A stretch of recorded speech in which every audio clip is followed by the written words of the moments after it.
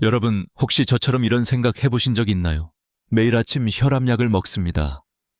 그런데 문득 이런 생각이 들었습니다. 이 약이 정말 내 혈관을 건강하게 만들어주는 걸까요? 아마 이 영상을 보고 있는 여러분도 한 번쯤은 비슷한 의문을 가졌을 것입니다. 오늘 내가 전하려는 이야기는 지금껏 누구도 솔직하게 말해주지 않았던 혈관 건강의 진실입니다. 그리고 이 이야기를 끝까지 듣지 않으면 당신의 혈관은 지금 이 순간에도 서서히 망가지고 있을지 모릅니다. 최근 통계에 따르면 현대인 3명 중 1명이 혈관 질환으로 생명을 잃습니다. 나는 지난 30년간 순황이 내과 의사로서 수많은 환자를 진료해왔습니다. 특히 70대 이상 환자 중 80% 이상이 이미 혈관 질환을 앓고 있었습니다. 더 큰 문제는 따로 있습니다. 그들의 대부분이 혈압약이나 당뇨약, 콜레스테롤 약을 복용하고 있음에도 불구하고 근본적인 혈관 상태는 나아지지 않는다는 점입니다.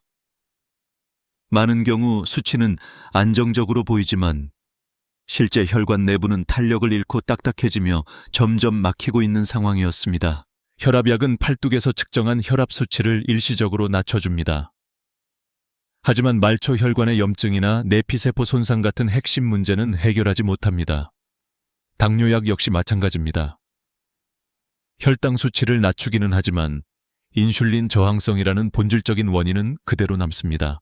콜레스테롤 약도 예외가 아닙니다. 기름진 음식을 계속 먹으면서 약으로 수치를 낮추는 것은 넘치는 변기에서 물을 계속 퍼내기만 하면서 수도꼭지는 그대로 열어두는 것과 같습니다.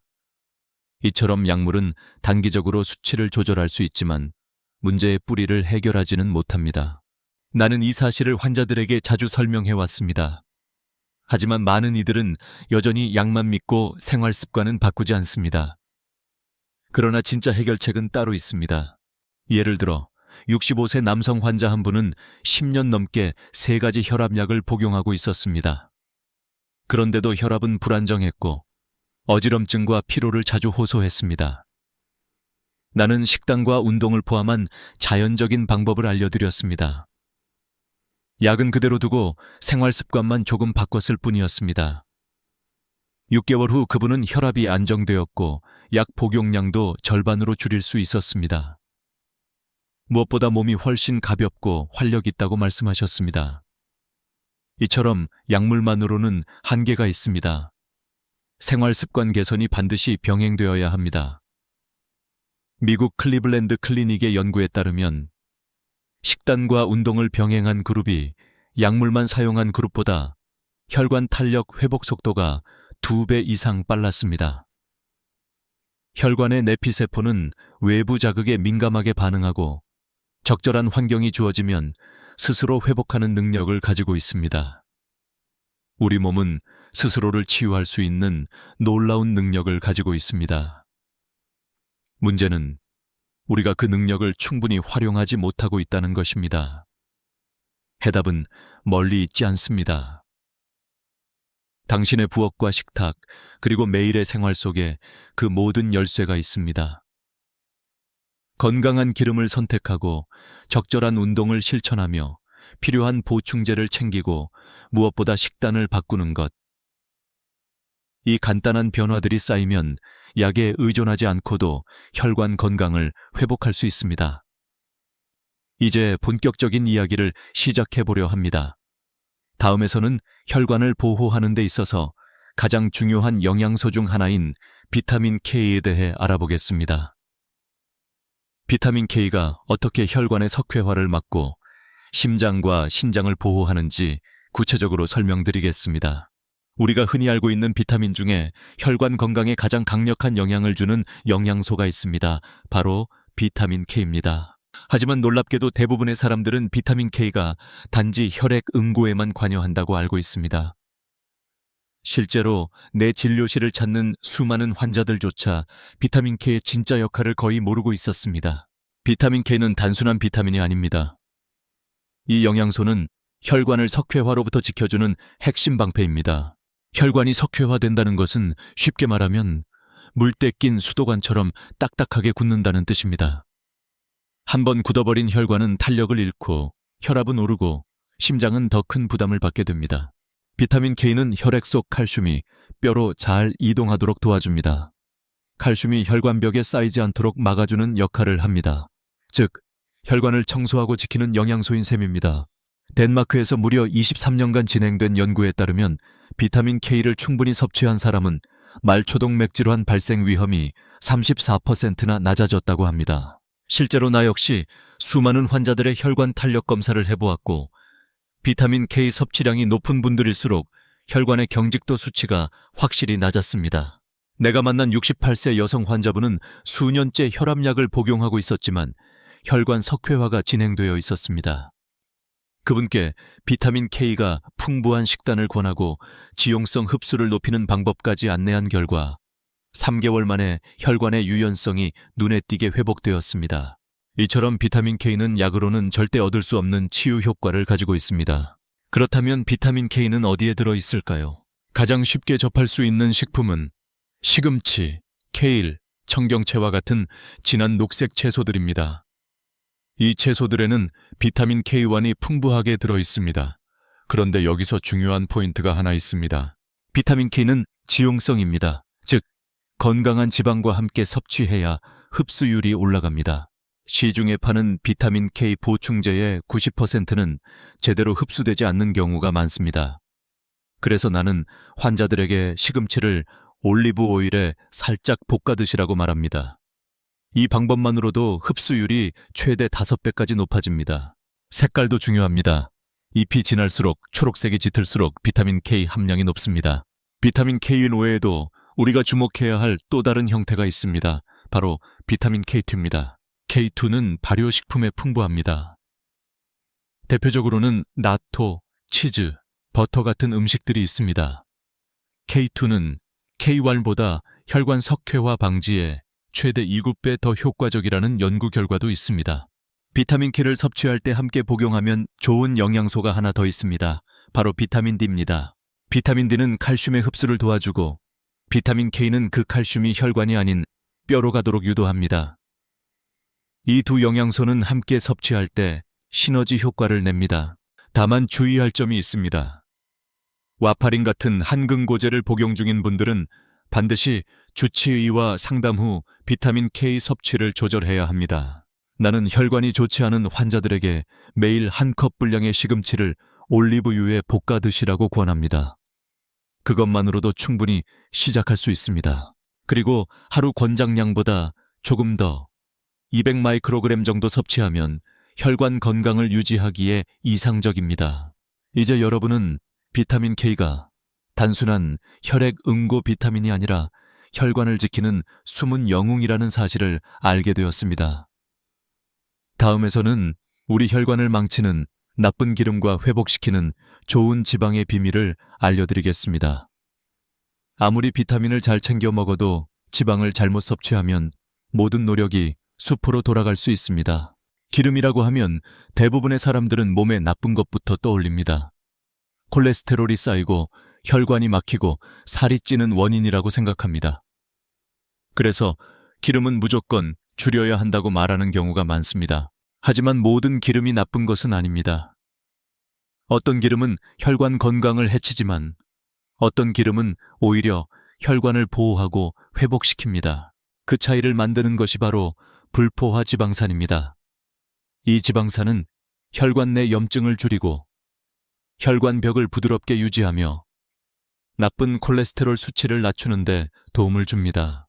특히 오메가3와 오메가6의 균형이 핵심입니다.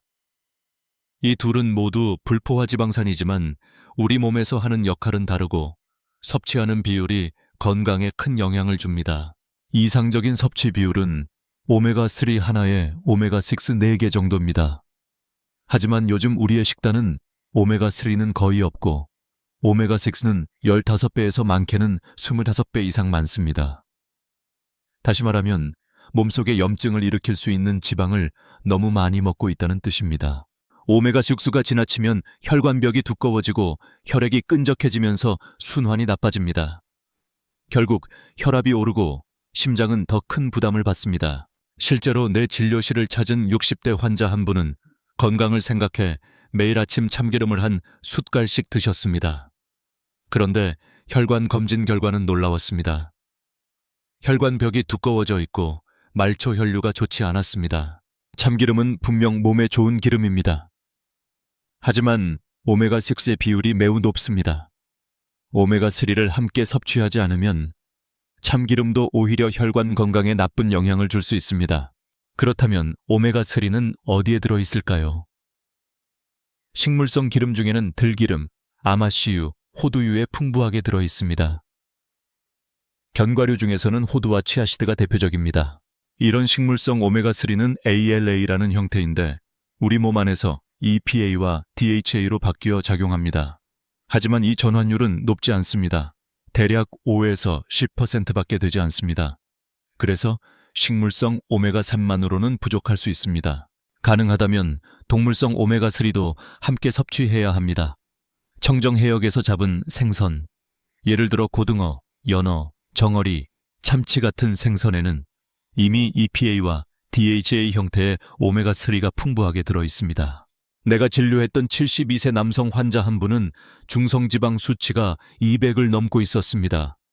나는 일주일에 2번 정도 생선을 구워 드시라고 권했습니다.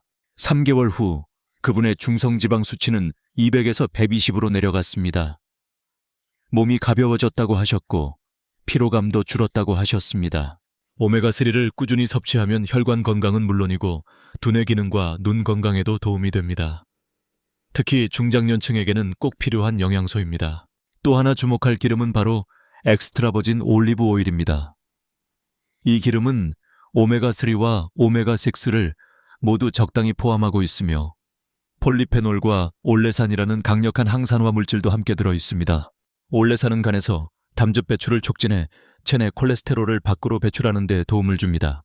하이드록시타이로솔이라는 성분은 인슐린 민감도를 높여 당뇨 예방과 혈당 조절에 효과적입니다. 많은 환자들이 나에게 이렇게 묻습니다. 혈당이 높은데 기름을 더 먹으라고요. 나는 이렇게 답합니다. 오히려 불포화 지방산은 혈당이 급격히 오르는 것을 막아줍니다. 탄수화물 흡수 속도를 늦추고 혈관에 주는 부담을 줄여줍니다. 미국 심장학회에서도 하루 한 큰술의 올리브 오일 섭취를 권장하고 있습니다. 다만 주의할 점은 가열하지 않고 먹는 것이 가장 좋다는 것입니다. 샐러드나 구운 채소 위에 뿌려 먹는 방식이 이상적입니다. 지방을 선택할 때 가장 피해야 할 것은 트랜스 지방입니다. 트랜스 지방은 마가린이나 쇼트닝 같은 제품에 많으며 혈관 건강을 해치는 대표적인 나쁜 지방입니다. 또한 과도한 포화지방도 피해야 합니다. 포화지방은 실온에서 굳는 성질이 있어 우리 혈관 속에서도 쉽게 응고되어 혈류를 방해합니다. 내가 진료한 환자들의 80% 이상이 이러한 지방 섭취를 조절한 후 6개월 안에 콜레스테롤 수치가 안정되었고 약 복용량도 절반으로 줄었습니다. 결론은 간단합니다. 기름이라고 해서 다 나쁜 것이 아닙니다. 무엇을 먹느냐, 어떤 비율로 섭취하느냐에 따라 혈관은 더 건강해질 수도 더 나빠질 수도 있습니다. 다음에서는 자연이 준 또 하나의 선물, 피토스테롤에 대해 자세히 알아보겠습니다. 이 성분은 많은 사람들이 이름조차 모르지만 혈관 건강에 있어 매우 중요한 역할을 합니다. 많은 사람들이 콜레스테롤을 낮추기 위해 약을 선택합니다. 하지만 오늘 여러분께 소개할 성분은 자연이 만들어낸 콜레스테롤 해독제라 불릴 만큼 강력한 효과를 지닙니다. 바로 피토스테롤입니다. 피토스테롤이라는 이름이 다소 생소할 수 있습니다. 하지만 이 성분은 식물 속에 자연스럽게 존재하는 스테롤 구조를 가진 물질입니다. 콜레스테롤과 비슷한 분자 구조를 갖고 있어서 몸 안에 들어가면 콜레스테롤과 경쟁하듯 흡수를 방해하는 역할을 합니다. 쉽게 말하면 우리 몸을 살짝 속이는 일종의 위장 요원인 셈입니다. 몸은 피토스테롤을 콜레스테롤이라고 착각하고 더 이상 콜레스테롤을 흡수하지 않아도 된다고 인식합니다. 그 결과 체내 콜레스테롤 흡수량이 줄어들고 간에서 새로 만드는 콜레스테롤 양도 자연스럽게 감소합니다.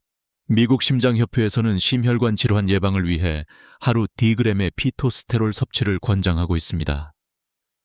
연구에 따르면 2g만으로도 나쁜 콜레스테롤, 즉 LDL 수치를 10% 이상 낮출 수 있다고 보고되어 있습니다.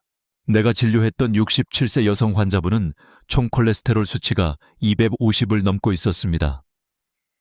약 복용을 꺼려 하시던 그분께 식단을 통해 피토스테롤을 늘릴 수 있는 방법을 안내해드렸습니다. 그 결과 3개월 만에 총 콜레스테롤은 200 이하로 안정되었고 체중도 4kg 감소했습니다. 무엇보다 기력이 좋아졌다고 하셨습니다. 그렇다면 피토스테롤은 어디에 들어있을까요? 대표적인 식품으로는 카멜리나 오일, 올리브 오일, 견과류, 십자화과 채소 등이 있습니다.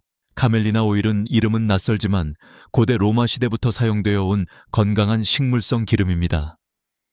이 기름에는 피토스테롤뿐 아니라 불포화 지방산이 90%를 넘을 정도로 풍부하게 들어있습니다. 특히 오메가3와 오메가6의 비율이 2대1로 영양학적으로 이상적인 균형을 가지고 있습니다. 또한 토코페롤, 즉 비타민 E도 풍부해 산화 방지 기능이 뛰어나고 장기간 보관해도 신선함을 유지할 수 있습니다. 내가 진료한 100명의 환자에게 2주간 하루 한 숟가락의 카멜리나 오일을 섭취하도록 한 결과 대부분의 환자에게서 콜레스테롤과 혈압 수치가 유의미하게 감소했습니다. 특히 혈관 탄력 지표가 평균 12% 이상 개선되었습니다. 두 번째 소개할 기름은 많은 분들이 익숙한 엑스트라 버진 올리브 오일입니다. 올리브 오일은 지중해 식단의 핵심으로 수많은 연구에서 혈관 건강에 긍정적인 영향을 미치는 것으로 나타났습니다. 이 기름에는 올레산이라는 단일 불포화 지방산이 풍부한데 이 성분은 담즙 분비를 촉진하여 콜레스테롤을 몸 밖으로 배출하는 데 도움을 줍니다. 또한 하이드록시타이로솔이라는 항산화 물질도 포함되어 있어 혈관 내 염증을 억제하고 인슐린 민감도를 높여 당 조절에도 기여합니다. 많은 당뇨 환자들이 기름 섭취를 꺼려하지만 올리브 오일과 같은 건강한 기름은 오히려 혈당의 급격한 상승을 막아주는 데 효과적입니다. 실제로 미국 당뇨병 학회에서도 올리브 오일 섭취를 당뇨 예방 식단에 포함시키고 있습니다.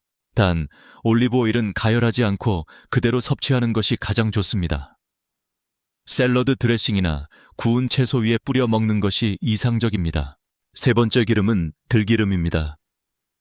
들기름은 식물성 오메가3가 풍부한 대표적인 기름입니다. 전체 지방산 중 약 60%가 오메가3로 구성되어 있습니다. 이 비율은 다른 어떤 식물성 기름보다 월등히 높습니다.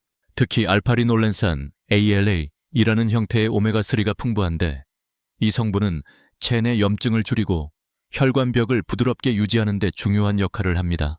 하지만 들기름은 산화가 빠르기 때문에 개봉 후 1개월 이내 섭취하고 반드시 냉장 보관해야 합니다.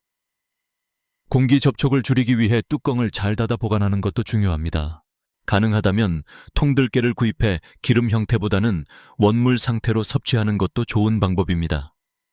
이렇게 하면 산파의 위험을 줄이면서 영양소를 온전히 흡수할 수 있습니다. 일부 환자들은 들기름을 활용해 오일 풀링을 하기도 합니다. 이는 입안을 기름으로 헹구는 방식인데 구강 건강뿐 아니라 체내 독소 제거에도 도움이 되는 것으로 알려져 있습니다. 이 세 가지 기름은 각기 특성과 영양소는 다르지만 공통점이 있습니다. 바로 혈관을 회복시키는 힘이 있다는 것입니다. 물론 기름은 많이 먹는다고 좋은 게 아닙니다. 중요한 것은 올바른 기름을 선택하고 적절한 양을 올바른 방법으로 섭취하는 것입니다. 다음에서는 이 기름들을 실제 요리와 식사에 어떻게 활용해야 하는지 기름 사용법의 모든 것을 알려드리겠습니다. 기름 하나 바꾸는 것만으로도 당신의 혈관은 달라질 수 있습니다. 아무리 좋은 기름을 선택해도 사용하는 방법이 잘못되면 오히려 건강에 해가 될 수 있습니다. 기름은 약이 될 수도 있고 독이 될 수도 있습니다. 오늘은 기름을 건강하게 사용하는 법과 혈관 건강을 위해 꼭 필요한 보충제 5가지를 소개하려 합니다. 기름은 크게 2가지로 나뉩니다. 바로 압착유와 정제유입니다. 압착유는 열을 가하지 않고 기계로 눌러 짜낸 기름입니다. 영양소가 살아있고 풍미도 강합니다. 엑스트라 버진 올리브 오일이나 들기름이 대표적입니다. 반면 정제유는 고온 처리와 화학 과정을 거쳐 불순물을 제거한 기름입니다. 발연점이 높고 가열 요리에 적합하지만 일부 영양소는 손실될 수 있습니다. 압착유는 생으로 섭취할 때 가장 좋고 정제유는 볶음, 튀김 요리에 적합합니다. 이 기본 원칙만 지켜도 기름 섭취로 인한 혈관 손상을 예방할 수 있습니다. 들기름이나 엑스트라 버진 올리브 오일 같은 압착유는 가열하지 않고 샐러드나 구운 음식 위에 뿌려 먹는 것이 좋습니다. 가열하면 영양소가 파괴되거나 산화되어 유해 물질이 생길 수 있기 때문입니다. 반대로 아보카도 오일, 정제 올리브 오일, 카놀라유, 콩기름 등은 발연점이 높아 볶음 요리나 튀김에도 사용 가능합니다. 기름을 제대로 사용하기 위해서는 발연점을 기준으로 식재료와 조리법에 맞춰 선택해야 합니다. 또한 트랜스 지방과 과도한 포화 지방은 반드시 피해야 합니다. 트랜스 지방은 마가린, 쇼트닝 등에 많이 들어있고 혈관 내 염증과 경화를 유발할 수 있습니다. 포화 지방은 혈관 속에서도 굳기 쉬워 혈류 흐름을 방해할 수 있습니다. 기름을 올바르게 선택하고 사용하면 혈관 건강을 해치는 요인을 크게 줄일 수 있습니다. 이제 혈관 건강을 위한 핵심 보충제 5가지를 살펴보겠습니다. 첫째는 오메가3입니다. 혈관 속 염증을 줄이고 혈전 생성을 억제하며 중성지방을 낮추는 데 효과적입니다. EPA와 DHA 함량이 높은 제품을 선택하는 것이 중요합니다. 수은 등 중금속 오염이 적은 제품인지도 확인해야 합니다. 둘째는 피크노제놀입니다. 프랑스 해안의 소나무 껍질에서 추출한 성분으로 강력한 항산화 효과를 가지고 있습니다. 말초 혈관 순환을 개선하고 손발 저림, 냉증에도 도움을 줄 수 있습니다. 셋째는 나토키나제입니다. 일본의 전통 발효식품 나토에서 추출된 효소로 혈전을 녹이고 혈관을 이완시키는 효과가 있습니다. 단, 한근고제를 복용 중이거나 수술을 앞둔 사람은 섭취 전에 의사와 상담해야 합니다. 넷째는 코엔자임 Q심입니다. 나이가 들수록 체내 합성량이 줄어들며 심장 기능과 에너지 대사에 중요한 역할을 합니다. 콜레스테롤 약을 복용 중인 사람은 반드시 함께 섭취해야 합니다. 다섯째는 비타민 B 복합체입니다. BX, B금, BCB는 혈관 내 독소로 작용하는 호모시스테인이라는 물질을 분해하는 데 필수적입니다. 3가지를 함께 섭취해야 효과가 크며 활성형 형태를 고르는 것이 흡수율을 높입니다. 이 보충제들은 각각의 기능은 다르지만 공통적으로 혈관 내 염증을 줄이고 내피 기능을 개선하며 자연스러운 회복을 촉진하는 데 도움을 줍니다. 무조건 보충제를 많이 먹는 것이 중요한 것이 아니라 자신의 상태에 맞게 필요한 것을 선택하고 꾸준히 관리하는 것이 핵심입니다. 다음에서는 하루 1시간의 가벼운 운동만으로 혈관이 얼마나 회복될 수 있는지를 함께 알아보겠습니다. 실천 가능한 방법부터 알려드리니 꼭 끝까지 함께 해주시길 바랍니다. 운동은 약보다 강력한 혈관 치료제입니다. 하지만 대부분의 사람들은 운동을 체중 감량 수단 정도로만 생각합니다. 그러나 진짜 효과는 전혀 다른 곳에 있습니다. 운동은 혈액순환을 촉진하고 혈관 내피세포를 자극해 스스로 회복할 수 있도록 돕는 작용을 합니다. 특히 유산소 운동은 혈류를 빠르게 하고 말초 혈관을 확장시키며 산소와 영양분을 세포 끝까지 전달하는 데 결정적인 역할을 합니다. 하루에 30분에서 1시간 정도 가벼운 걷기만 해도 혈관은 눈에 띄게 반응합니다. 규칙적인 유산소 운동을 통해 혈압이 서서히 낮아지고 중성지방 수치도 개선됩니다. 심장 박동이 안정되면서 자율신경계 기능도 균형을 되찾습니다. 운동은 또 하나의 중요한 효과를 가지고 있습니다. 바로 혈관 내피세포의 재생력을 활성화한다는 점입니다. 내피세포는 혈관 안쪽을 감싸고 있는 얇은 세포층으로 혈압 조절, 혈액 응고, 염증 반응에 중요한 역할을 합니다. 이 내피세포는 운동을 통해 혈류 속도가 증가하면 전단력을 느끼고 스스로 회복과 재생을 시작합니다. 결과적으로 혈관의 탄력성이 높아지고 딱딱해졌던 혈관벽이 점점 부드러워집니다. 이러한 작용은 어떤 약도 흉내낼 수 없는 운동만의 자연스러운 회복 메커니즘입니다. 유산소 운동의 종류는 다양합니다. 걷기, 자전거 타기, 수영, 가벼운 조깅 등이 대표적입니다. 중요한 것은 무리하지 않고 꾸준히 지속하는 것입니다. 운동을 처음 시작하는 사람이라면 하루 20분 걷기부터 시작해서 서서히 시간을 늘려 최종적으로 1시간 정도를 목표로 하는 것이 좋습니다. 주 5일 이상 총 주당 150분 이상의 유산소 운동이 권장되며 이는 세계보건기구가 제시한 기준이기도 합니다. 또한 유산소 운동과 함께 가벼운 근력 운동을 병행하면 효과는 배가 됩니다. 근육은 우리 몸의 당대사의 핵심적인 기관입니다. 근육량이 늘어나면 인슐린 저항성이 줄어들고 혈당 조절이 쉬워집니다. 이는 곧 당뇨와 혈관염증을 줄이는 데 도움이 됩니다. 근력 운동은 일주일에 2회에서 3회 정도 맨몸 스쿼트, 벽 짚고 팔굽혀펴기, 가벼운 아령 운동처럼 쉬운 동작부터 시작해도 충분합니다. 운동이 혈관에 미치는 효과는 단순히 수치 변화에 그치지 않습니다. 피로가 줄고 머리가 맑아지며 손발 저림이나 추위에 민감한 증상도 호전됩니다. 또한 스트레스 해소에도 큰 도움이 됩니다. 운동을 하면 코르티솔 수치가 낮아지고 엔도르핀 분비가 증가해 기분이 안정되고 면역력도 향상됩니다. 스트레스는 혈관 수축을 유발하고 만성염증을 악화시키는 요인이기 때문에 운동을 통한 정서적 안정도 혈관 건강에는 필수적입니다. 마지막으로 운동의 효과를 높이기 위한 몇 가지 팁을 소개합니다. 첫째, 공복 운동은 피하는 것이 좋습니다. 특히 혈당이 불안정한 사람은 가벼운 간식이나 물 한 잔을 마신 후 운동을 시작하는 것이 안전합니다. 둘째, 운동 시간보다 꾸준함이 중요합니다. 하루 10분씩 3번 나누어 해도 충분한 효과를 기대할 수 있습니다. 셋째, 야외에서 햇빛을 받으며 걷는 것은 비타민 D 합성에도 도움이 됩니다. 비타민 D는 칼슘 대사뿐 아니라 면역 조절, 염증 억제에도 중요한 역할을 합니다. 넷째, 운동 중 수분 보충을 잊지 말아야 합니다.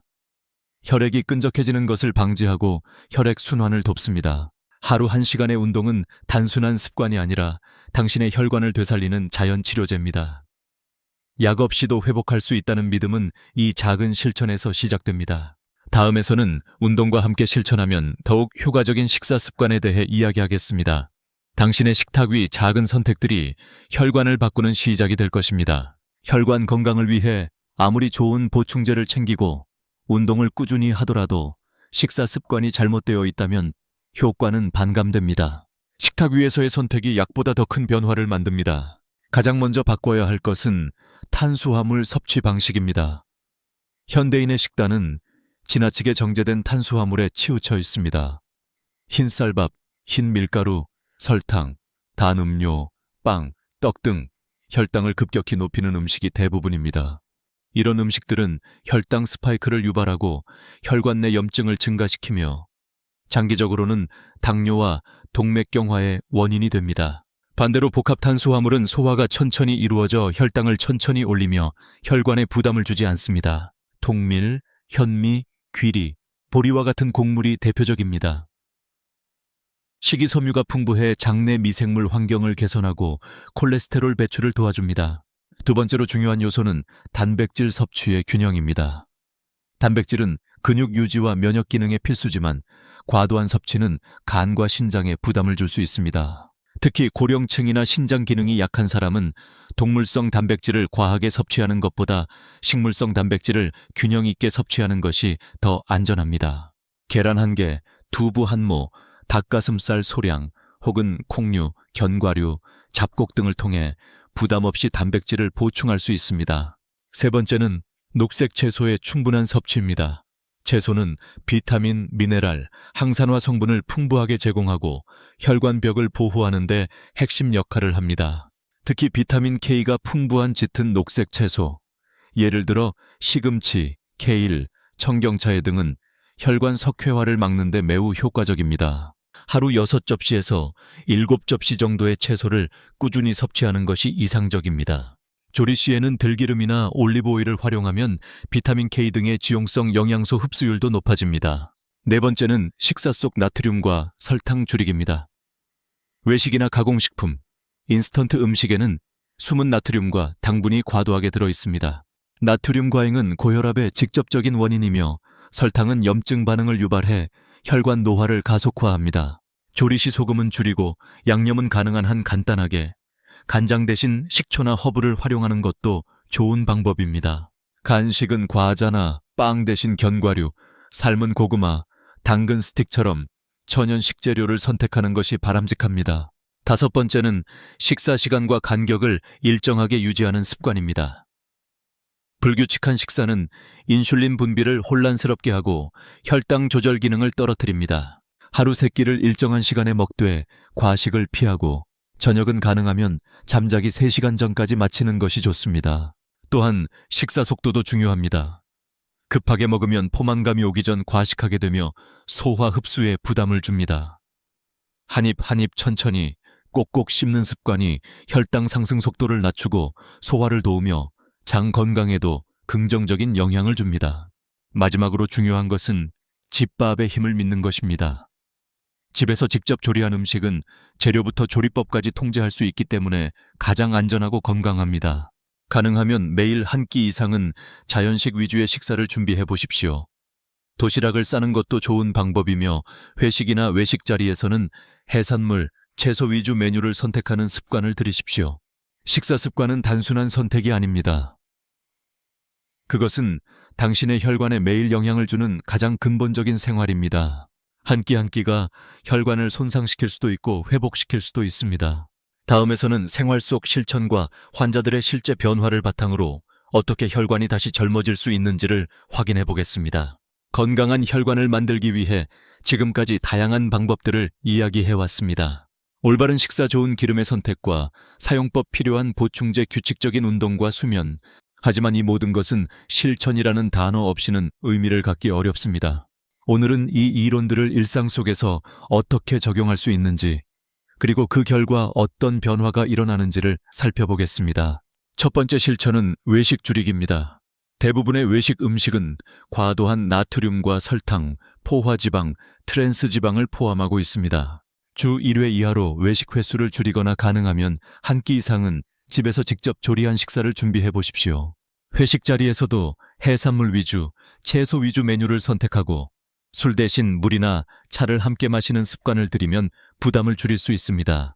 간단한 도시락 하나가 당신의 혈관을 지키는 방패가 될 수 있습니다. 두 번째 실천은 금연과 절주입니다. 담배의 니코틴은 혈관을 급격히 수축시키고 산소 공급을 방해하며 혈액 속 염증을 증가시킵니다. 술은 간 기능을 떨어뜨리고 혈당과 중성지방을 동시에 높입니다. 담배를 끊고 술을 줄이는 것만으로도 혈관 탄력은 빠르게 회복되며 혈압, 혈당 수치도 안정화됩니다. 세 번째 실천은 수면과 수분 섭취의 리듬을 맞추는 것입니다. 혈관은 잠자는 동안 회복됩니다. 특히 밤 10시부터 새벽 2시까지는 혈관이 재생되는 황금 시간대입니다. 늦은 밤까지 TV를 보거나 스마트폰을 사용하기보다는 조용한 음악을 들으며 정해진 시간에 잠자리에 드는 습관을 들이십시오. 수면과 함께 중요한 것은 수분 섭취입니다. 물은 혈액의 점도를 낮춰 혈액순환을 원활하게 만듭니다. 하루 1.5리터에서 2리터 정도의 물을 마시는 것을 목표로 삼으십시오. 단, 갑자기 많은 양을 마시기보다는 하루 종일 자주 나눠서 마시는 것이 이상적입니다. 네 번째 실천은 정기적인 건강검진입니다. 혈압, 콜레스테롤, 중성지방, 혈당 수치 등은 눈으로 보이지 않는 숫자이지만 혈관 건강의 상태를 가장 잘 반영합니다. 6개월에 한 번 혹은 1년에 한 번 정기적인 혈액 검사와 초음파 검사를 통해 변화를 체크하고 필요할 경우 식단이나 운동 계획을 조절하는 것이 좋습니다. 5번째 실천은 스트레스 관리입니다. 스트레스는 만성 염증을 일으키고 호르몬 균형을 깨뜨리며 혈관 수축을 유도합니다. 과도한 스트레스는 혈관 건강을 해치는 가장 조용한 적입니다. 명상, 가벼운 산책, 음악 감상, 취미 활동, 호흡 훈련 등 자신만의 방법으로 마음을 진정시키는 시간을 가지는 것이 중요합니다. 스트레스를 완전히 없애는 것은 불가능하지만 그에 휘둘리지 않는 방법을 익히는 것은 가능합니다. 이러한 생활 속 실천들을 하루에 한 가지씩만 적용해도 몇 개월 후에는 놀라운 변화가 찾아옵니다. 아침마다 피곤했던 몸이 가벼워지고 어지럽고 답답하던 증상이 줄어들며 체력과 집중력이 회복됩니다. 무엇보다 병원과 약국을 오가는 시간이 줄고 약에 대한 의존도가 낮아집니다. 그 어떤 고가의 건강식품이나 치료보다 이러한 꾸준한 습관이 혈관을 되살리는 가장 강력한 해답입니다. 혈관 건강은 갑자기 좋아지지 않습니다. 그러나 무너지듯 나빠지지도 않습니다. 작은 변화가 쌓여 어느 날 당신의 삶을 완전히 바꿔놓습니다. 다음 마지막에서는 지금까지 소개한 모든 내용을 정리하며 혈관 회복의 원리와 핵심 전략을 다시 한번 되짚어 보겠습니다. 지금까지 혈관 건강을 지키는 방법들을 함께 살펴보았습니다. 혈압약을 먹으면서도 왜 혈관 상태가 나아지지 않는지, 그 근본적인 이유부터 시작해 비타민 K, 불포화 지방산, 피토스테롤, 그리고 기름의 선택과 사용법, 운동과 식사, 보충제, 수면, 스트레스까지 혈관을 되살리는 모든 원칙들을 전했습니다. 이제 마지막으로 그 모든 내용을 하나로 정리해보려 합니다. 첫째, 약은 일시적일 수 있으나 생활은 근본을 바꿉니다. 약은 숫자를 조절해줍니다. 혈압을 낮추고 혈당을 떨어뜨리며 콜레스테롤 수치를 안정시킵니다. 하지만 그것이 문제의 뿌리를 해결하는 것은 아닙니다. 혈관이 단단해지고 염증이 쌓이며 내피세포가 손상되는 이유는 잘못된 식사, 과도한 스트레스, 부족한 수면, 움직이지 않는 생활 때문입니다. 그렇기에 해결책도 약이 아닌 우리의 일상 안에 있습니다. 둘째, 우리 몸에는 자가 회복 능력이 있습니다. 혈관 내피세포는 상처를 입어도 다시 회복할 수 있습니다. 염증은 줄이고 탄력은 되살아날 수 있습니다. 그 조건은 어렵지 않습니다. 좋은 영양소를 꾸준히 공급하고 나쁜 습관을 줄이며 몸을 움직이는 것입니다. 비타민 K는 칼슘을 뼈로 보내고 피토스테롤은 콜레스테롤 흡수를 막습니다. 오메가3는 혈관을 부드럽게 만들고 운동은 혈류를 늘려 회복을 자극합니다. 이 모든 것이 모이면 혈관은 스스로 젊어질 수 있습니다. 셋째, 작은 실천이 큰 결과를 만듭니다.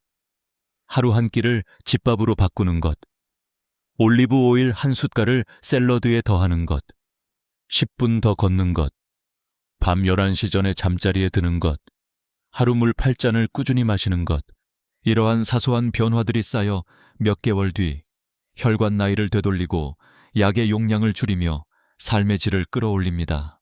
건강은 극적인 변화가 아니라 지속 가능한 습관에서 시작됩니다. 나는 수많은 환자들을 만나며 이런 자연적인 방법들이 현실에서도 충분히 효과적이라는 것을 확인했습니다. 단, 이것은 단기적인 결과를 기대하며 시작해서는 안 됩니다. 우리 몸은 시간과 정성을 알아봅니다. 인내와 반복 속에서 혈관은 차근차근 변화합니다. 당신도 할 수 있습니다. 약물 의존을 줄이고 스스로 치유하는 몸으로 나아갈 수 있습니다. 그 출발점은 오늘 이 영상을 끝까지 시청한 지금 이 순간부터입니다. 마지막으로 당신께 한마디 전하고 싶습니다. 건강하게 오래 사는 삶. 병원과 약국에 기대지 않고 내 몸의 힘으로 걷고 먹고 숨쉬며 삶을 즐기는 것. 그것은 누구에게나 가능합니다. 단지 알고 실천하고 꾸준히 이어갈 수 있다면 말입니다. 이제 선택은 당신의 몫입니다. 오늘부터라도 하나씩 실천해 보십시오. 끝까지 함께 해주셔서 감사드리고 좋아요와 구독 그리고 알림 설정으로 건강한 인생을 위한 여정을 함께 합시다. 감사합니다.